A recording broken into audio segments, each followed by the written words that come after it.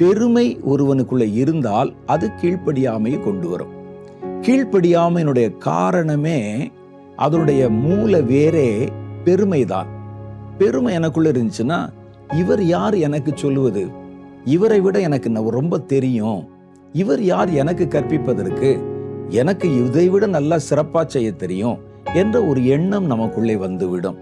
வேதம் சொல்லுகிறது, ஒருவனுக்குள்ளே பெருமை, மறைவான பெருமை இருந்தால் அது யாருக்கும் கீழ்ப்படிய விடாமல் செய்துவிடும்.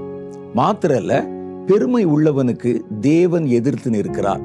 பெருமை உள்ளவன் என்ன செய்தாலும் முதல்ல நல்லா இருக்கிற மாதிரி தெரியும், கடைசியில் அது கைவிட்டு போயிடும், நம்மை விட்டு விலகி போயிடும், உடைஞ்சு போயிடும், நம்முடைய காலை வாரி விட்டு விடும்.